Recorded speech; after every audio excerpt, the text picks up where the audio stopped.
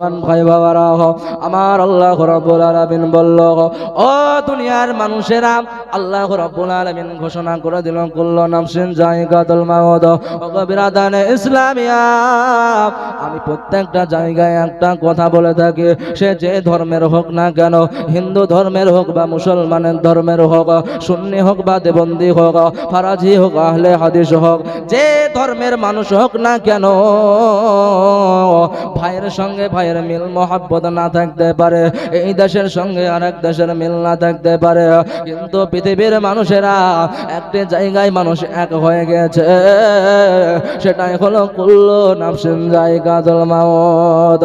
যেই ধর্মাবলম্বীকে জিজ্ঞাসা করুন না কেন, সেই ধর্মাবলম্বীরা এক বাক্যে উত্তর দিবে, আমাকে জীবনে মৃত্যুবরণ করতে হবে, আমাকে দুনিয়া ছাড়তে হবে, আমাকে এই দুনিয়ায় চিরস্থায়ী নয়। ও মা জননী, তোমরা যে দুনিয়াতে বেপর্দা হিসাবে ঘোরাঘুরি করছো, বেপর্দায় ঘোরাঘুরি করছো, আজ থেকে 14.5 বছর আগে তোমাদের কোনো সম্মান ছিল না রে মা। আজ থেকে 14.5 বছর আগে তোমাদের কোনো ইজ্জত ছিল না মা। মায়েদের যখন মেন্স হতো, মায়েদের যখন বাচ্চা হতো বাবা, মায়েদেরকে যেন ঘরের বাইরে বের করে দেওয়া হতো। আমার আকা, আপনার আকা নবী মুহাম্মদুর রাসূলুল্লাহ সাল্লাল্লাহু তাআলা আলাইহি ওয়াসাল্লাম ওই মায়েদেরকে, ওই মেয়েদেরকে যেন নিয়ে এসে নারীদের সিংহাসনে বসিয়েছেন। জোরে বলুন সুবহানাল্লাহ। ও মা জননী, আজকে তুমি বেপরদা হিসাবে চলাফেরা করছো, যুবকদেরকে আকৃষ্ট করছো। ও মা জননী, আজ থেকে 14.5 বছর আগেকার কথা মনে করে দেখো মা। একজন সাহাবী ছিল, ওই সাহাবী তখন নবী হয়েছিল না, ওই সাহাবী তখন সাহাবী হয়েছিল না। সেই সাহাবীটার গর্ভে আল্লাহ রাব্বুল আলামিন বাচ্চা দিয়েছে, একটা নয়, দুইটা নয়, মহিলা বাচ্চা বলে 1 নয় 2 নয় 77টা বাচ্চাকে সে নিজে জিন্দা কবর দিয়েছে। একটা নয়, দুটো নয়, 77টা বাচ্চা মেয়ে জন্মগ্রহণ করেছে বলে জিন্দা আপনার কবর দিয়ে দিয়েছে। ব্রাদারে ইসলামিয়া, সেই সাহাবীটা হয়েছে, সেই সাহাবীটার নাম হলো দাহিয়াতুল কালবি। এই দাহিয়াতুল কালবির স্ত্রীর গর্ভে আমার আল্লাহ রাব্বুল আলামিন বাচ্চা দিয়েছে। তার স্ত্রীকে বলে, বিবি রে, 1 নয় 2 নয় 77টা মেয়ে কন্যা হয়েছে, আমি 77টা মেয়ে কন্যাকে যেন আমি জিন্দা কবর দিয়ে দিয়েছি। আল্লাহ তোমার গর্ভে একটা যেন বাচ্চা দিয়েছে, এই বাচ্চাটা যদি ছেলে হয় তুমি তাকে লালন পালন করবা, আর যদি মেয়ে হয় তুমি তাকে জিন্দা কবর দিয়ে দিবা, অথবা তুমি তাকে জিন্দা মেরে দিবা। এই কথা বলে দাহিয়াতুল কালবি যেন বাবা চলে গেল।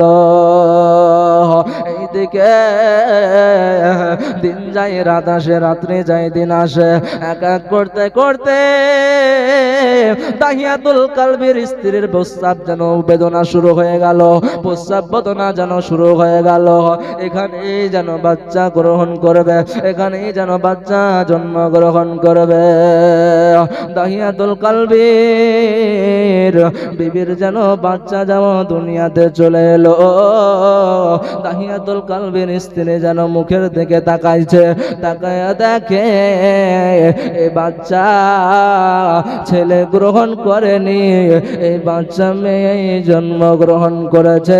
জোরে বলুন সুবহানাল্লাহ।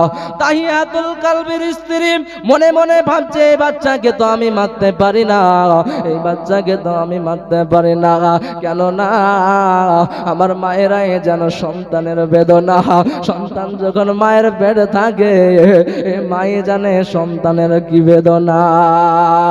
ও বাবারা, ও আমার মা বোনেরা, কানটাকে একটু লাগিয়ে দাও, মনটাকে একটু লাগিয়ে দাও এইদিকে। মা জননী বাচ্চার মুখের দিকে তাকায়া ওই বাচ্চার একটা নামকরণ দিয়ে দিল। সেই বাচ্চার নাম দিল জামিলা খাতুন। জোরে বলুন সুবহানাল্লাহ। ও আমার বাবারা, ও আমার মা বোনেরা, বাচ্চাটা যেন একদিন দুই দিন করে বড় হয় রে বাবা। এই বাচ্চাটা বয়স আপনার যখনই 7 বছর, কোন কিতাবের মধ্যে 8 বছর বলা হয়েছে, কোন কোন কিতাবের মধ্যে 8 বছর বলা হয়েছে। বিরাদার, এইবার যেন তাহিয়াতুল কালবে বাড়ি আসবে। তাহিয়াতুল কালবে বাড়ির দিকে যেন এবার আসবে। এবার তার বিবি তার কন্যাকে শিখিয়ে দিচ্ছে, তার কন্যাকে পড়িয়ে দিচ্ছে। বিবিরে তার বলছে, কন্যা রে, ও আমার বিটি রে, তোমার আব্বা যখন ফিরে আসবে, তোমার আব্বার কোলে উঠার পরে 2-3টা তুমি চুমু দিয়ে দিবা। জোরে বলুন সুবহানাল্লাহ। এবার দাহিয়াতুল কালবি বাড়ি ফিরে যেন চলে এলো। দাহিয়াতুল কালবির যে কন্যা ছিল নাম তার জামিলা খাতুন। এই জামিলা যেন আব্বার কোলে উঠে বলল, জোরে বলুন সুবহানাল্লাহ। আব্বার কোলে উঠার পরে, আব্বার কোলে উঠার পরে গালে মুখে যেন চুমা দিয়ে দিল। আব্বাকে বলে, আব্বা গো, আমার আব্বা, তোমাকে এতদিন আমি দেখতে পাইনি কেন গো আব্বা? আজকে আমার বয়স 7-8 বছর হয়ে গেল, তোমাকে আমি জীবনে দেখতে পাইনি গো আব্বা। তুমি এতদিন কোথায় ছিলা? ছেলেকে যেন নামিয়ে দিয়ে তার বিবির কাছে যে বলে, বিবি রে, আমি তোমাকে কি কথা বলে গিয়েছিলাম? ছেলে হলে লালন পালন করবা তুমি, আর যদি মেয়ে হয় তুমি জিন্দা কবর দিয়ে দিবা। মেয়ে হয়েছে তুমি কেন মারনি? তাহিয়াতুল কালবি মনে মনে ভাবছে, আমাকে এখন মারা যাবে না। আমি যদি এখন মারি, আমাকে মারতে দিবে না, বাধা দিবে। দিবে কি দিবে না? বাধা দিবে। আমাকে হয়তো এখন মারতে দিবে না। একে আমি ভালোবাসার টানে, ভালোবাসার মায়াতে, ভালোবাসার জালে পাতায়া তাকে আমি মারবো। বাবারা, আমার মা বোনেরা, ওই দাহিয়াতুল কালবি তার কন্যার সঙ্গে খুব খেলাধুলা করে, ভালোবাসে। ভালোবাসতে বাসতে হঠাৎ করে একদিন বলল, ও জামিলার মা, তুমি জামিলাকে সুন্দরভাবে সাজিয়ে দাও, সুন্দরভাবে তুমি জামা কাপড় পরাইয়া দাও, তুমি গোসল বানাইয়া দাও, আমি জামিলাকে নিয়ে দাওয়াত খেতে যাব। জোরে বলুন সুবহানাল্লাহ। জামিলার মা জামিলাকে নিয়ে যেন আপনার গোসলখানাতে চলে গেল। গোসলখানাতে যে জামিলাকে যেন গোসল করাতে যে, জোরে বলুন সুবহানাল্লাহ। জামিলার মা জামিলার দিকে তাকায়, জামিলাকে গোসল করায়, আর জামিলার দিকে তাকায়া তাকায়া মনে মনে ভাবছে, আমি হয়তো জামিলাকে এটাই শেষ গোসল করাছি। জোরে বলুন সুবহানাল্লাহ। বাবারা, গোসল করানোর জন্য যখনই বদনাটা তুলেছে, হাত থেকে যেন বদনাটা যেন মাটিতে পড়ে গেল। জামিলার মা মনে মনে ভাবছে, আমার কেন আজকে এটা হচ্ছে? জীবনে কোনোদিন গোসল করানোর সময় আমার হাত থেকে বদনা কোনোদিন পড়ে না, আজকে কেন আমার হাত থেকে বদনাটা পড়ে গেল?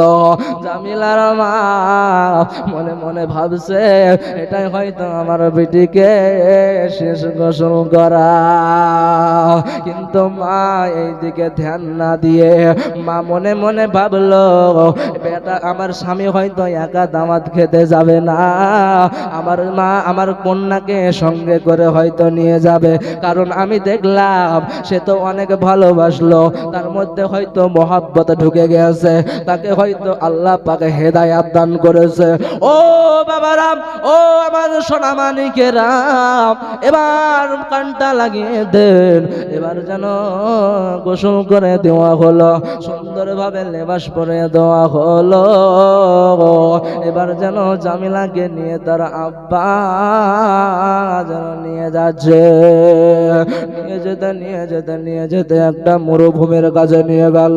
মরুভূমির কাছে নিয়ে যাওয়ার পরে সেইখানে একজন কেউ নাই, ফাঁকা শুনশান যেন মাঠ, সেই মাঠে কাউকে পাওয়া যাবে না। জামিলা বলল, আব্বাজান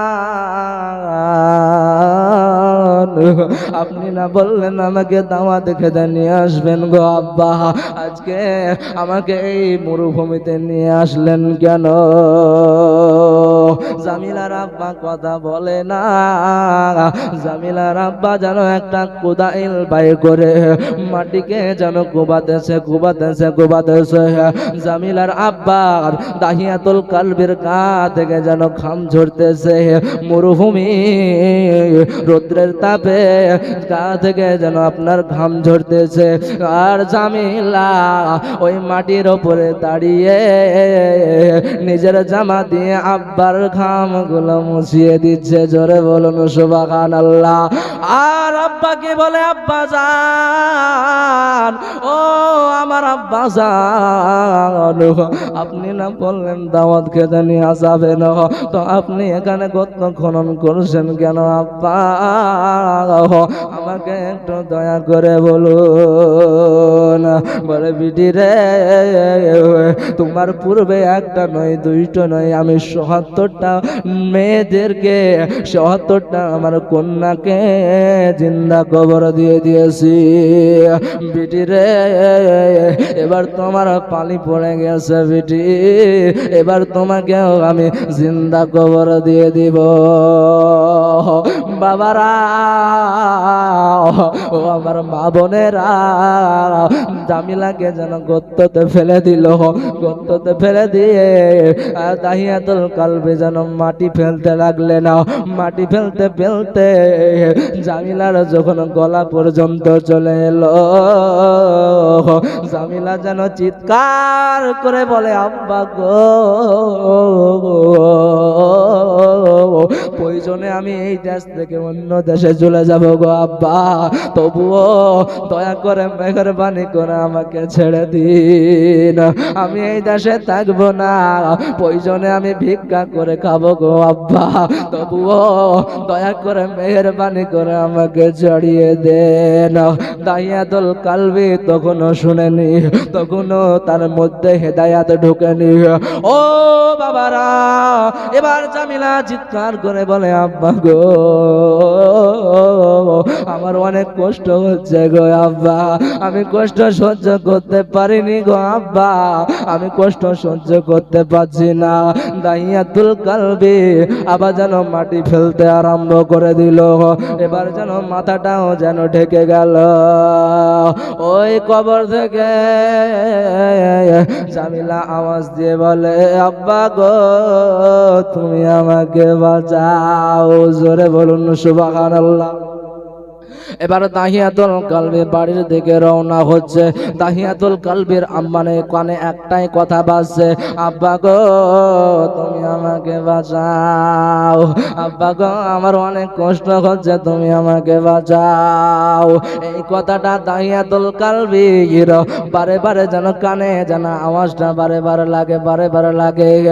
ওই সময় দাহিয়াতুল কালবির বিবিকে বলে, বিবি রে, এক নয় দুই নয় ৭৭টা কন্যাকে আমি মেরে দিলাম। কোনোদিন এই আওয়াজ বারবার আমার কানে ভাসে না, কানে কানে এই কানে যেন এই আওয়াজটা লাগে না। আজকে যখনই আমি জামিলাকে জিন্দা কবর দিয়ে দিলাম, আমার আওয়াজ যেন কানে যেন বারবার করে যেন টাস টাস লাগে, বারবার করে যেন কানে বাড়ি লাগে। আব্বা গো, আমার অনেক কষ্ট হচ্ছে, তুমি আমাকে বাঁচাও। জোরে বলুন সুবহানাল্লাহ। ও মুসলমানেরা, ও আমার আম্মা জানেরা, ও জননী মারা, তার যেন স্ত্রী বলল, তার বিবি বলল, ও গো দাহিয়াতুল কালবি, ও গো আমার স্বামী, এই পৃথিবীতে এই দুনিয়াতে মক্কা শহরে একজন পণ্ডিত আছে, ওই পণ্ডিতের কাছে তুমি চলে যাও। দাহিয়াতুল কালবি বলে, পণ্ডিতের নাম কি? দাহিয়াতুল কালবির বিবি বলে, ওই পণ্ডিতের নাম অন্য কিছু না, ওই পণ্ডিতের নাম হলো মুহাম্মাদুর রাসূলুল্লাহ। জোরে বলুন সুবহানাল্লাহ। দাহিয়াতুল কালবি যেন নবীর দরবারে চলে গেল। নবীকে বলে, নবী গো, ইয়া রাসূলুল্লাহ, ইয়া হাবিবাল্লাহ, নবী গো, আমি একটা হয়তো বড় পাপ করে ফেলেছি গো নবী, আমি একটা বড় ভুল করে ফেলেছি গো নবী। বলে, তুই কি ভুল করেছিস, কি পাপ করেছিস, আমাকে একটু বলো। বলে, নবী গো, আমার একটা নয় দুইটা নয়, আমি ৭৭টা যেন আমার কন্যাকে যেন জিন্দা কবর দিয়ে দিয়েছিলাম। আল্লাহ রাব্বুল আলামিন আমার স্ত্রীর গর্ভে আর একটা বাচ্চা দিয়েছিল, ওই বাচ্চাটাকেও আমি যেন জিন্দা কবর দিয়ে দিয়েছি। তবে নবী গো, এই বাচ্চাটাকে আমি যখনই কবর দিয়ে দিয়েছি, তখন থেকে এতক্ষণ পর্যন্ত আমার কানে একটাই আওয়াজ বারবার আসে, আব্বা গো, তুমি আমাকে বাঁচাও। নবী আমার বলে, তোর মতো পাপী, তোর মতো গুনাহগার আর পৃথিবীর নিচে একটাও নাই। আজকে নটকুলির সরজমিনে আমরা মানুষ গুনাহ করি, আমরা মানুষ গুনাহ করতে ভালোবাসি, কিন্তু একটা মানুষকে খুঁজে পাওয়া যাবে যে দাহিয়াতুল কালবের মতন গুনাহ করেছে? পাওয়া যাবে? পাওয়া যাবে না। আল্লাহ রাব্বুল আলামিনের নবী জনাবে মুহাম্মদুর রাসূলুল্লাহ সাল্লাল্লাহু তাআলা আলাইহি ওয়াসাল্লাম বলল, আল্লাহ রাব্বুল আলামিনের কাছে তুমি ক্ষমা চাও। আল্লাহকে বলো, আস্তাগফিরুল্লাহ রাব্বি মিন কুল্লি যামবি ওয়া আতুবু ইলাইহি। আর তুমি আমার হাতে হাত দিয়া ইসলাম তুমি গ্রহণ করে নাও, পড়ে নাও, আশহাদু আল্লা ইলাহা ইল্লাল্লাহু ওয়া আশহাদু আন্না মুহাম্মাদান আবদুহু ওয়া রাসূলুহু। জোরে বলুন সুবহানাল্লাহ। আল্লাহ রাব্বুল আলামিন তার আল্লাহ রাব্বুল আলামিনের কাছে যে ক্ষমা চাইলো, আল্লাহ রাব্বুল আলামিনের কাছে যে নত হলো, আল্লাহ রাব্বুল আলামিন তাকে এত ভালোবাসলো, এত ভালোবাসলো, সে আল্লাহ রাব্বুল আলামিন তাকে যেন সাহাবায়ে রাসূল করে দিলেন। জোরে বলুন সুবহানাল্লাহ। বলার উদ্দেশ্য বাবা এটাও যে আপনি আমি গুনাহ করি, এই গুনাহ যদি আমরা মনে করি এটাই হয়তো আমরা বড় বড় গুনাহ করে, আমরা এই মুখ নিয়ে মসজিদে যাব কিভাবে? মনে মনে ভাবি যে আমরা হয়তো বিশাল বড় গুনাহগার, এই গুনাহ নিয়ে মসজিদে যাব কিভাবে? তাহলে আপনাকে বলতে চাই এটাই, আপনি হাজার হাজার পাহাড় পাহাড় যদি গুনাহ করে ফেলেন, গুনাহ করার পরেও যদি আল্লাহর কাছে বলেন, আস্তাগফিরুল্লাহ রাব্বি মিন কুল্লি যামবি ওয়া আতুবু ইলাইহি, আল্লাহ আমি তোমার কাছে ক্ষমা চাইছি, তুমি আমাকে ক্ষমা করে দাও। আল্লাহ রাব্বুল আলামিন বলছেন, ফাজকুরুনি আযকুরকুম ওয়াশকুরুলি ওয়ালা তাকফুরুন। বান্দা, তুমি যদি আমাকে একবার ডাকো, আমি তোমার দিকে 10 কদম আগিয়ে যাই। জোরে বলুন সুবহানাল্লাহ।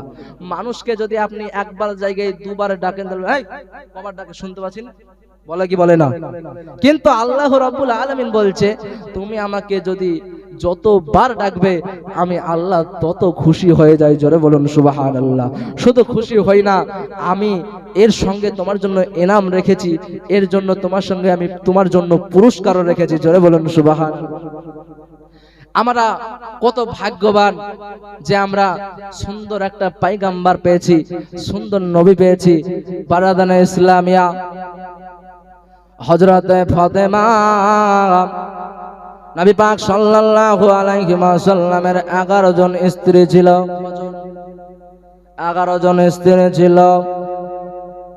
নবী পাক সাল্লাল্লাহু আলাইহি ওয়াসাল্লাম 11 জন স্ত্রীর মধ্যে সবচাইতে যাকে বেশি ভালোবাসতো তার নাম হলো উম্মুল মুমিনিন হযরতে আয়েশা সিদ্দিকা রাদিয়াল্লাহু তাআলা আনহা।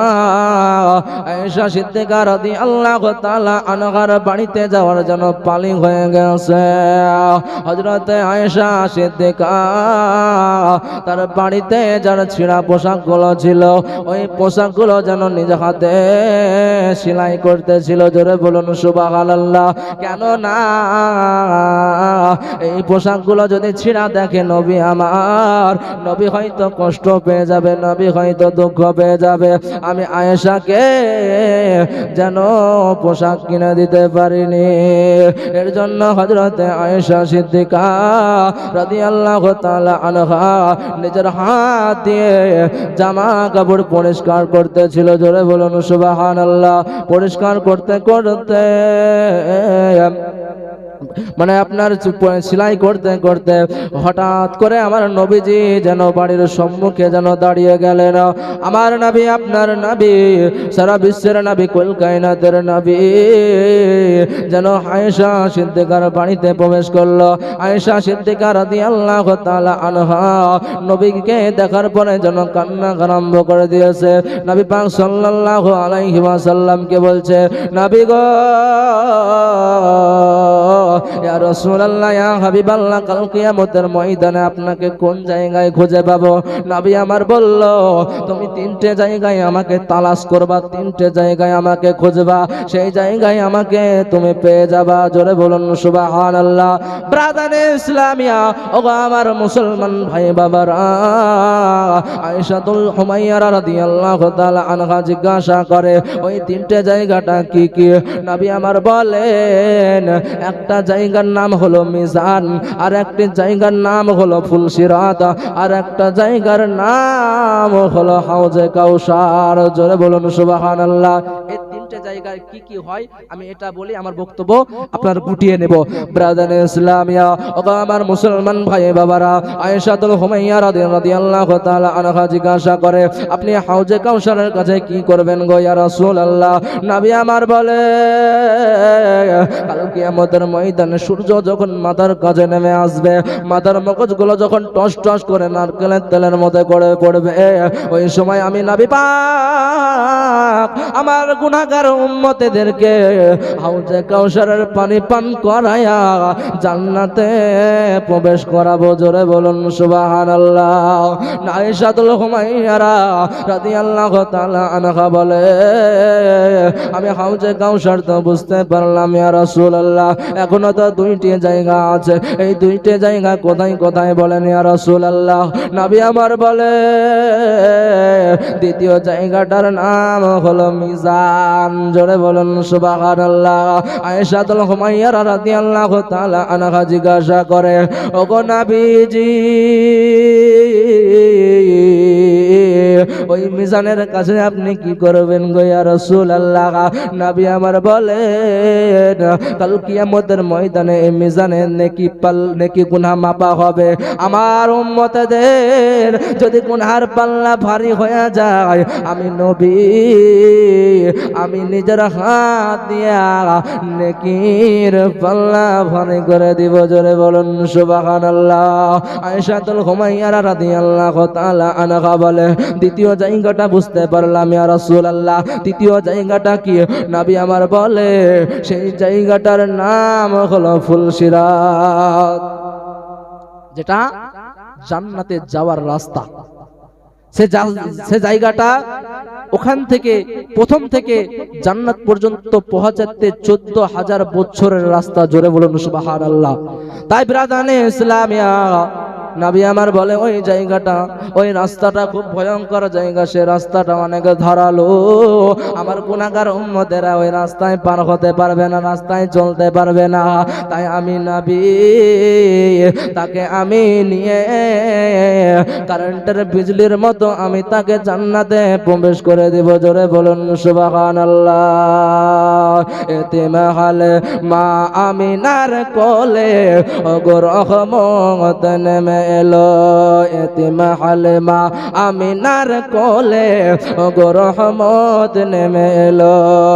হালিমা বিবি খুশি মনে চুমা দিলেন চাঁদ বদনে। জোরে বলুন সুবহানাল্লাহ। হালিমা বিবি খুশি মনে চুমা দিলেন চাঁদ বদনে। পরে নিজের বুকে টেনে, পরে নিজের বুকে টেনে দুধ পান করাইল, রহমত নেমে এলো। পীর পয়গম্বর যত এলো তারা কি কেউ কেঁদেছিল, পীর পয়গম্বর যত এলো তারা কি কেউ কেঁদেছিল। হিংসা ছাড়া সত্য বলো, হিংসা ছাড়া সত্য বলো, এ কেন কাঁদিল, রহমত নেমে এলো। এতিম হালিমা আমিনার কোলে ওগো রহমত নেমে এলো, এতিম হালিমা আমিনার কোলে ওগো রহমত নেমে এলো। যাই হোক ব্রাদার ইসলামিয়া, বক্তা এসে হাজির হয়ে গেছে। আমি লম্বা চওড়া আর ওয়াজ আমি বাড়াবো না, আমি আমার বক্তব্য এখানে ইতি করছি। বলা ও ভাষার মধ্যে ছোট বেটা হিসাবে, ছোট ভাই হিসাবে ক্ষমা প্রার্থী। ও আখির দাওয়ানা আলহামদুলিল্লাহি রাব্বিল আলামিন। আসসালামু আলাইকুম ওয়া রাহমাতুল্লাহি ওয়া বারাকাতুহু।